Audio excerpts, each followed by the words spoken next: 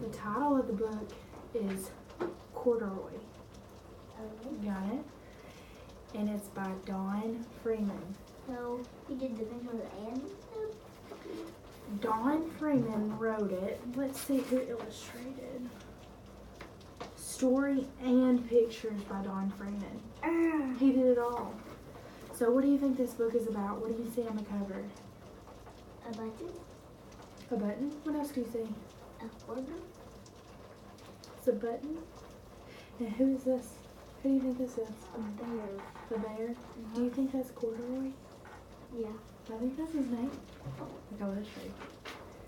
Corduroy by Don Freeman. Corduroy is a bear who once lived in the toy department of a big store. Day after day, he waited within with all the other animals and dolls for somebody to come along and take him home. The store was always filled with shoppers, buying all sorts of things, but no one ever seemed to stop a small bear in green overalls. How do you think that made Corduroy feel? Because there's all these shoppers and nobody stops to get Corduroy. Not very nice.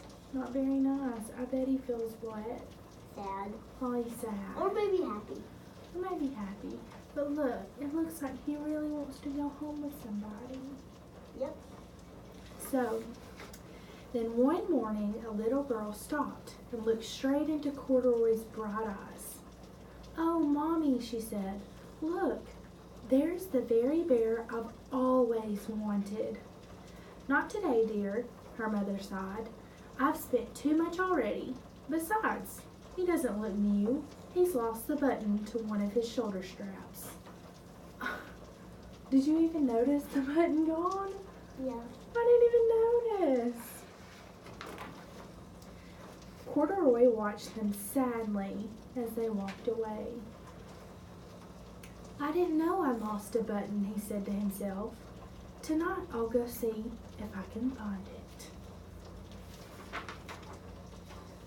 Late that evening, when all the shoppers had gone and the doors were shut and locked, Corduroy climbed carefully down from his shelf and began searching everywhere on the floor for his lost button.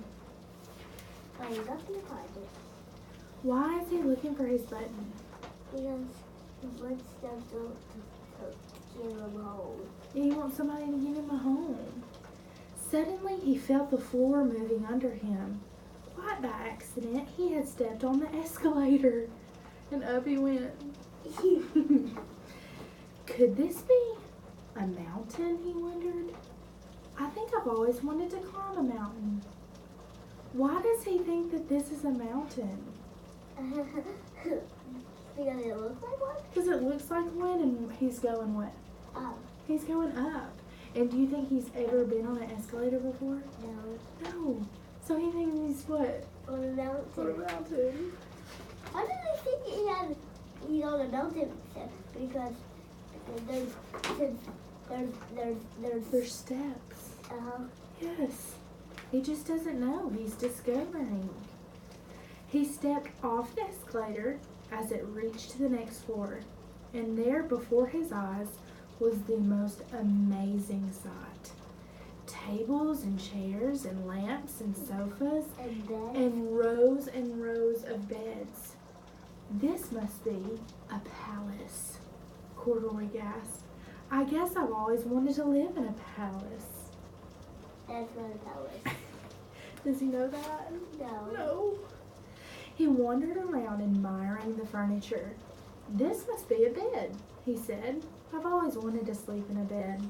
And he crawled up onto a large, thick mattress. All at once, he saw something small and round. Why, here's my button, he cried. And he tried to pick it up, but like all the other buttons on the mattress, it was tied down. Was that really his button on the bed? No. No.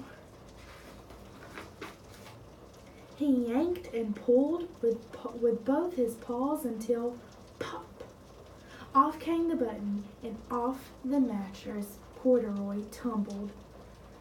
bang into a tall floor lamp. Over it fell with a big crash. Uh-oh.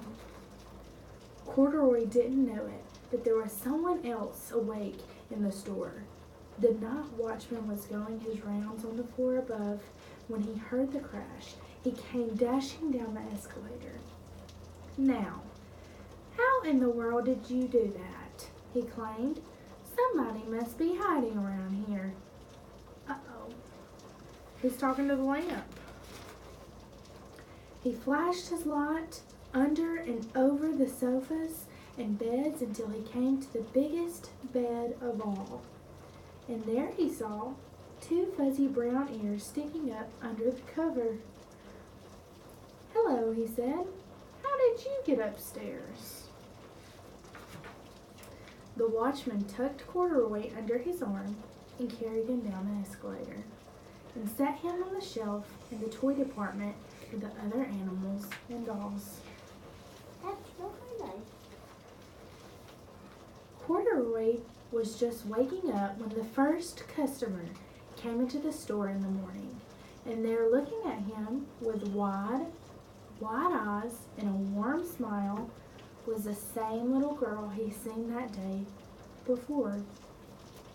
"I'm Lisa," she said, "and you're going to be my very own bear. Last night I counted what I've saved in my piggy bank, and my mother said that I could bring you home." How do you think he felt when he woke up and seen Lisa? How do you think he felt? Great. He felt great. Do you think he felt kind of excited that maybe somebody was going to take him home? Yeah. "Shall I put him in a box for you?" the sales lady asked. "Oh, no thank you," Lisa answered, and she carried Corduroy home in her arms. She ran all the way up 4 flights of stairs into her family's apartment and straight to her own room. Corduroy blinked. There was a chair and a chest of drawers, and alongside a girl-sized bed stood a little bed just the right size for him. The room was small, nothing like the enormous palace in the department store.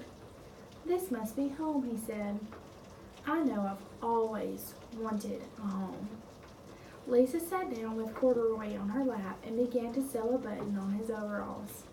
"I like the way you are," she said, "but you'll be more comfortable with your shoulder strap fastened." "You must be a friend," said Corduroy. "I've always wanted a friend." "Me too," and Lisa gave him a big hug. So do you think Corduroy likes his new home? Yeah.